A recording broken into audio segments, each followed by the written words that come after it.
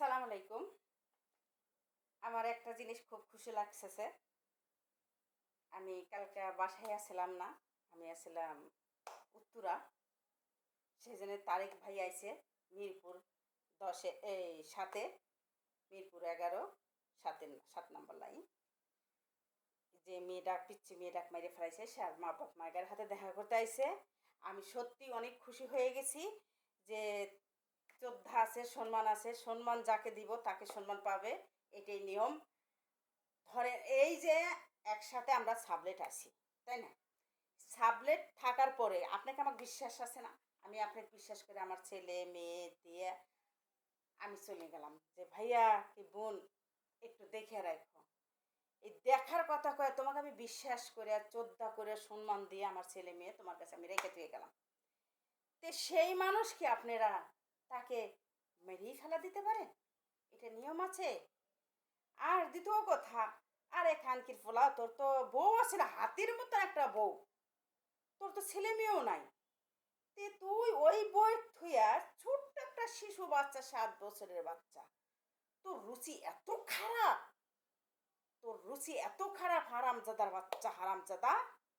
তুই কি করে এই শিশু বাচ্চার পর তোর রূপ উঠলো, তোর কিভাবে এই বাচ্চার পর তোর রুচি উঠলো, সেটা কি ধরনের? তুই যদি তোর বাচ্চা থাকতো, তোর বাচ্চার বয়স হইতো, তোর তো বাচ্চার মতো হাট খুঁটো হাট, হাট করা নাকি কয়, সেইটা তুই বইয়ের বয়সও ভালোই দেখা যায়, তোর বয়সও ভালোই দেখা যায়, কিন্তু তোর আর বাচ্চা কাচ্চা হয় নাই। আর দ্বিতীয় কথা, তুই হারামজাদা, তোর তুই দেশও বলে এগুলো করে থিয়েছিস, তোর রুচি এত খারাপ। সেই জন্য তারেক ভাই, আমি চাইতেছি কি এর ফাঁসি দিবেন।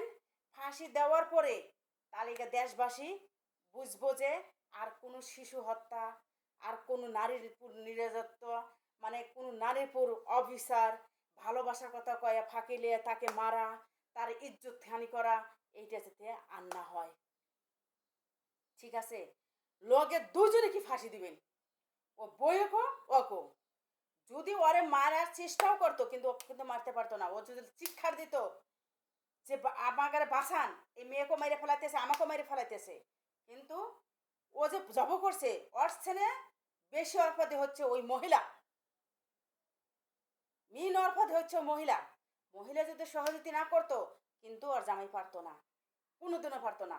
কারণ আমার মনে হয় ওই মহিলার চরিত্রহীন, জামাই তো আছেই, মহিলার চরিত্রহীন। এই জন্যে একটা মেয়ের শিশু বাচ্চার হেল্প করছো, দুজনকে একই সাথে ফাঁসি দিয়ে একই কবরে পাঠাইয়া দেন। তালিকে দেশবাসী একটু হলো বিশ্বাস থাকবো যে হ্যাঁ দেশে ন্যায় বিচার হচ্ছে। ঠিক আছে গাইজ ভাইরা, ঠিক আছে তারিক ভাই, এই ভিডিও যদি আপনার কাছে পৌঁছা যেত, যদি কথাগুলো শুনতেন যে এই আপু এই কথাগুলো বলতেছে, কিন্তু কথা সত্য, যে ওই বউ যদি হেল্প না করতো, কোনোদিন এই শিশু বাচ্চারা মারতে পারতো না। বউয়ের সামনে, ওকে বউ, একটা বউয়ের সামনে একটা শিশু বাচ্চা ধ্বংস করছে, ইজ্জত নিয়ে খেলা করছে, ওই বউ কিছুই করে নাই, খাড়া থেকে দেখছে। আমি বউ, আমি তোর, আমি থাকবো একটা শিশু বাচ্চার পুরো মানে অত্যাচার করতেছে, মারতে মেরে ফেলাইতেছে, আমি কিভাবে দেখি? তাহলে ওই মেয়েও খারাপ, ওই জামাইও খারাপ। সেই জন্যে এই দুজনে একসাথে ফাঁসির অর্ডার দিয়ে দেন, একসাথে মাটি দেন।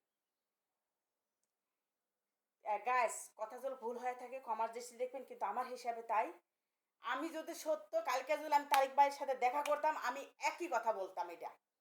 কারণ আমরা মুখোশ পরা না, আমাকে আর ভয় নেই, কারণ সত্য কথা আর কোনো, আজকাল সত্য কথা বলি তো মাইসে মেরে ফেলা দেয়, সত্য কথার ভাত নাই। বেশিরভাগে এইসব করতেছে, ওই জামাই তো নিশা খার, ওই জামাই নিশা খাইছিল, বউ আমার নিশা খায়, দেখাও যায় চেহারা নেশার কারণ মতো নেই। এই জন্য নিশা খায়, দুজন মাইশা খায়। এই নেশার জন্যে মানুষের যে মানুষ মারতেছে, মা এক মারতেছে, বাপেরে মারতেছে, বুঝতেছে না কে বাপ কে মা, এটা কিচ্ছু বুঝতেছে না। এই নেশার জন্যে হিরণ খালি বলে নেশা থাকে না, বাবা খালি বলে কে মা কে বাপের চেনে না, মানে কি দেখি করবে সেটা বুঝে না। তে প্লিজ আপনারা এই সব দেশের থেকে তোলেন, এই নারী নির্যাতনের তোলেন, ভালোবাসার কথা ফাঁকি লিয়ে যা মারে ফেলায় সেটা তোলেন, নারীগারে সম্মান দেওয়ার চেষ্টা করেন, তাহলে আপনারা সম্মান পাবেন। আর নারী জাত যদি নাই থাকে, তাহলে আপনারা কিন্তু সন্তান জন্ম দিতে পারবেন না। একটা নারীর স্বামীর দরকার, একটা পুরুষের বউয়ের দরকার, দুনুর পক্ষে কিন্তু লাগে, দুনু পক্ষ থেকে বাপ হওয়া যায়, মা হওয়া যায়। তো এটাই আমি রিকোয়েস্ট করলাম এই বিচারগুলো দ্রুত করেন, তাহলে দেশ শান্তি হবে। তো হ্যালো গাইস, কথা যদি ভুল হয় থাকে ক্ষমার দৃষ্টিতে দেখবেন, কিন্তু আমি জানি সত্য। তো ভুল হয়ে গেলে ক্ষমার দৃষ্টিতে দেখবেন। তো আল্লাহ হাফেজ।